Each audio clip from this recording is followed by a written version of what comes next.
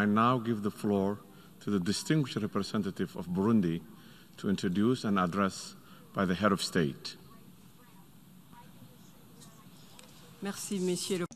Thank you, President. President, I have the honor and privilege to introduce a pre-recorded statement by the President of the Republic of Burundi, His Excellency, Mr. Evariste Ndayishimiye. Thank you. Excellency, Monsieur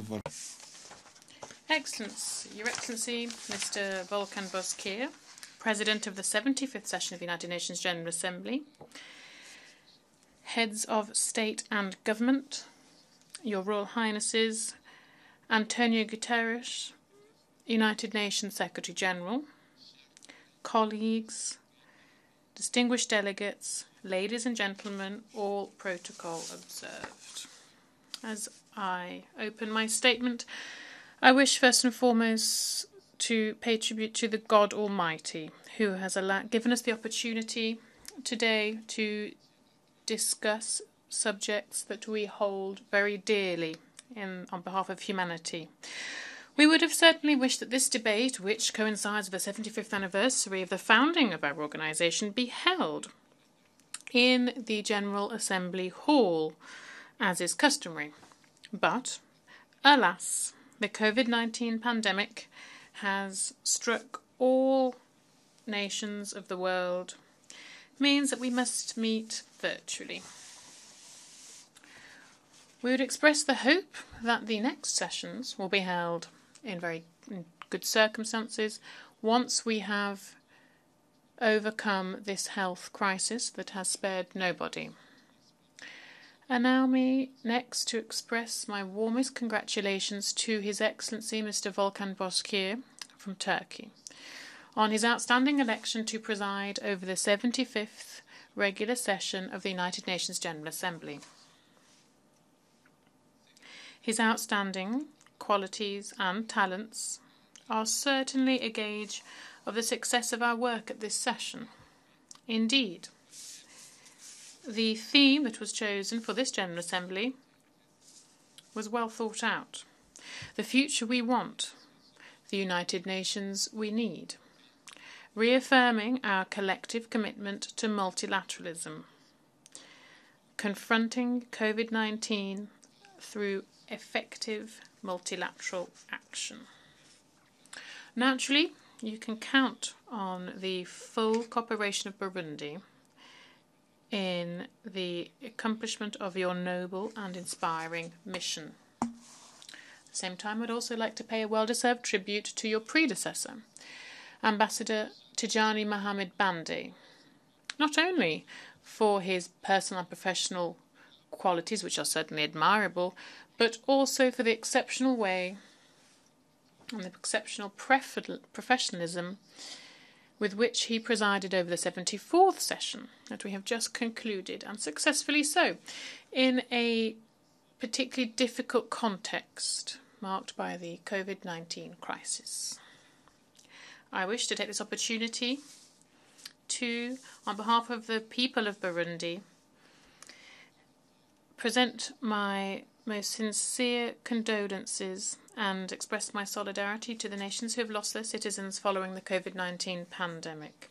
This pandemic is indiscriminate in how it strikes, and it has put into stark relief the importance of multilateralism, of solidarity, and of international cooperation in how we manage crises and global contradictions. I also wish to welcome the remarkable job done by the Secretary General, Mr. Antonio Guterres, as well as his brave action that is underway, which seeks to reform our shared organisation, to make it more efficient, more credible, and to make it an organisation that is in touch with the citizens of the world without discrimination. Burundi wishes to reiterate its full support and full cooperation in this field.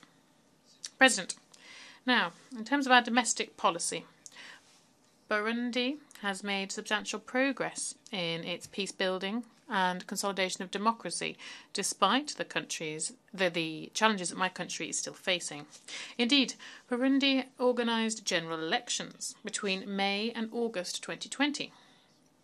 All of these elections were fair, free, democratic, transparent, peaceful, and entirely financed by resources garnered from Burundian taxpayers. The fact that this entire electoral process was completely funded by national resources is testament to the will of the Burundian people to take ownership once and for all of our political system, as well as our administration and our economy, without external interference.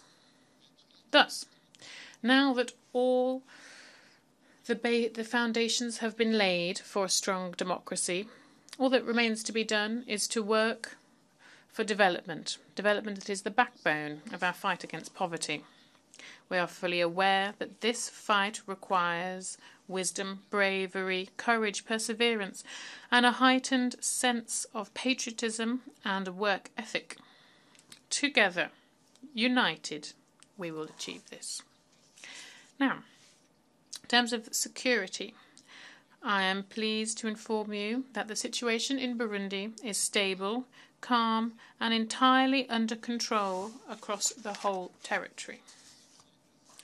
Now, on the humanitarian front, we welcome the mass and voluntary return of Burundian refugees who had fled the country following the sorry episodes which have left a sad mark on Burundi's history. In addition to the several thousands of Burundians who are returning themselves without assistance from the HCR, since the 1st of August 2017, from the 1st of August 2017 until the 31st of August 2020, 92,285 refugees were voluntarily repatriated to Burundi.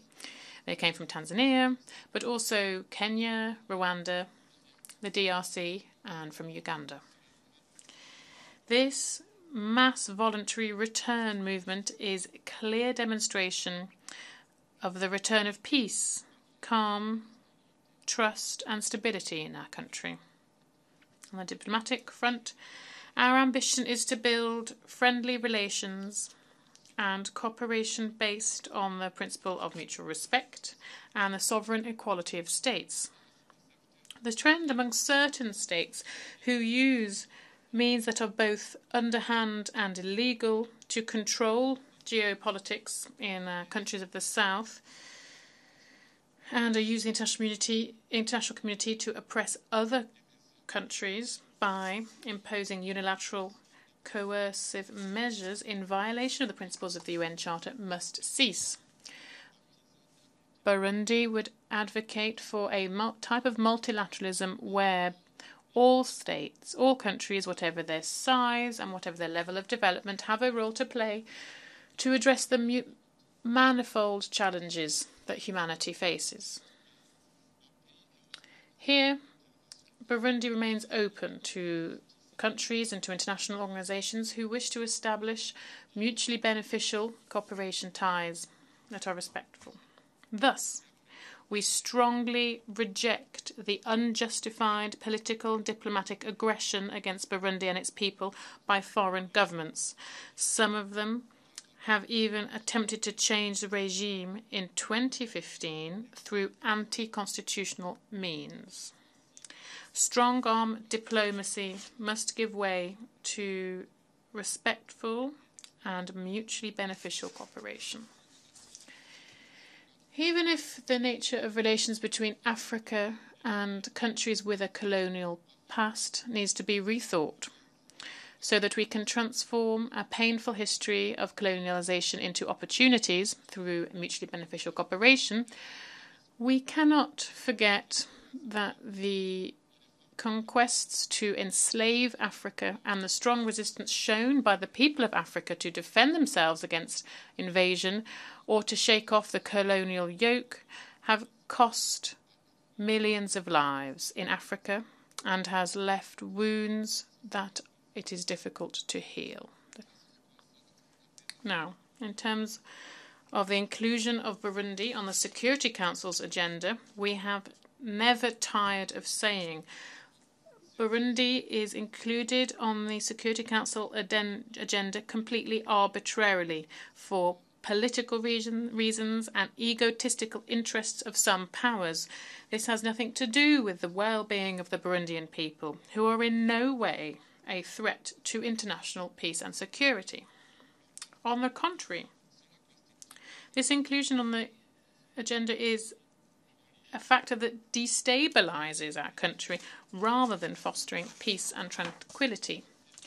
We therefore reiterate our legitimate appeal for the immediate removal of Burundi from the Security Council's agenda and to use this so precious time to address socio-economic development and to support national efforts in the implementation of Burundi's National Development Plan for the period of 2018 to 2027 and the Sustainable Development Goals from the 2030 agenda.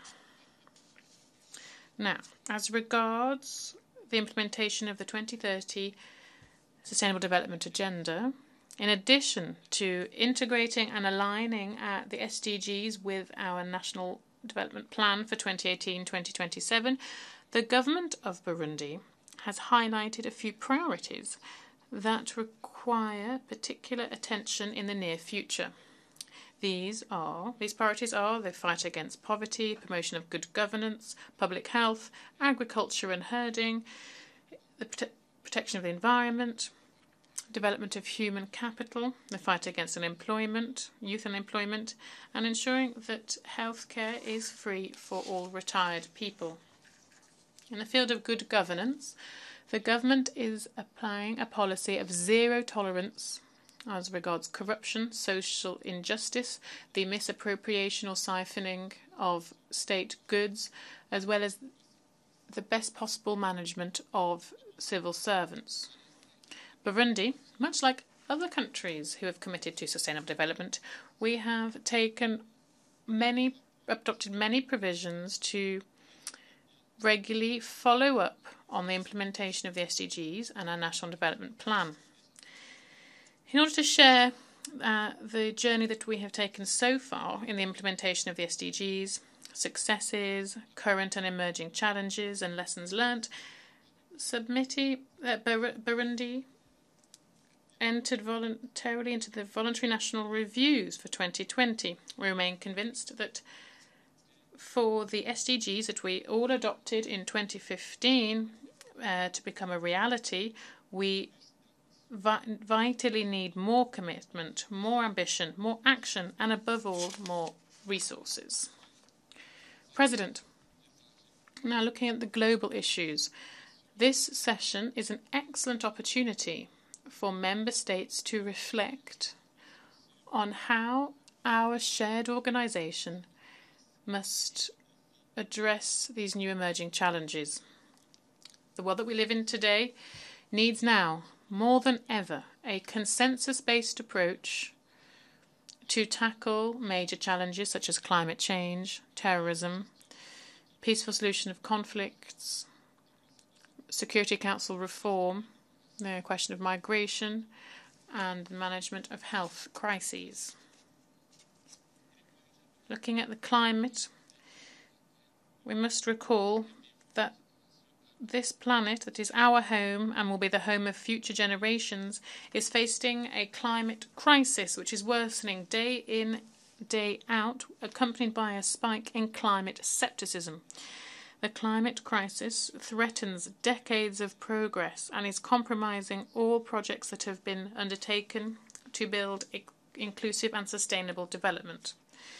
Meanwhile, the clock is ticking. Indeed, it is in order to contribute to the regeneration of nature and to improve our environment and our societies and our economies in our country that the government of Burundi launched in November 2017 the Uwe Burundi Urambaye project. This project aims to substantially reduce the effects of deforestation. In terms of the fight against terrorism, while we strongly condemn terrorism in all its forms, my country Burundi believes that terrorism shall never be linked and should never be linked to one religion, one nationality, one civilization, or one given ethnic origin. This is a threat that knows no borders, a threat that requires a global solution. By attacking without prevarication the root causes of this century's evil. Aware as we are of the breadth of terrorism today, my country Burundi will continue to make its substantial contribution to the fight against terrorism in Somalia, where my country has deployed more than 5,000 troops, and also our contribution to United Nations peacekeeping missions, such as in Central African Republic, where Burundi has a military battalion which is doing an excellent job. Now, in terms of regional integration processes, we welcome the initiative to create the African Continental Free Trade Area, a laudable initiative which will allow free circulation of goods and persons around the continent. There is no doubt that the African Continental Free Trade Area is a true opportunity to boost growth, to reduce poverty, and to broaden economic inclusion in Africa. In terms of Security Council reform, a topic that has been subject to negotiations for more than a quarter of a century now, my country Burundi remains committed to the common African position as contained in the Esselwini Consensus and in the CERT Declaration. It seeks to correct a notorious injustice against Africa, the only continent that is not represented amongst permanent members of the Security Council, and it is underrepresented amongst non-permanent members. In terms of the COVID-19 pandemic, this has provoked an unprecedented global crisis, a crisis that has cost literally hundreds of thousands of lives and has affected millions of people. It risks eroding before our very eyes all the progress that we've already made to implement the Sustainable Development Goals by 2030 and to achieve the 2063 agenda in Africa. The pandemic has brought out the fragilities of today's world and has shed light on the blatant deficits in global and national development efforts, such as high levels of poverty and inequality, runaway climate change, and ongoing discrimination towards older persons, poor communities, women, girls. All of these erode social cohesion. All of these challenges can only be addressed through international solidarity, cooperation, and the promotion of a multilateralism that is based on the rule of international law. President, in conclusion, my country, Burundi, has never stopped believing in international solidarity, in multilateralism, and in a rejection of strong-arm diplomacy.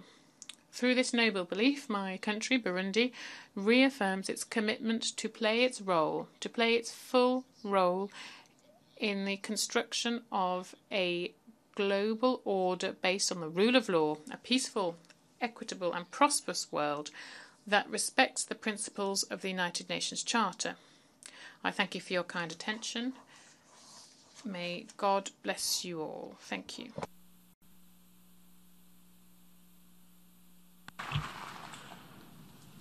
On behalf of the General Assembly, I wish to thank the President of the Republic of Burundi for the statement just made.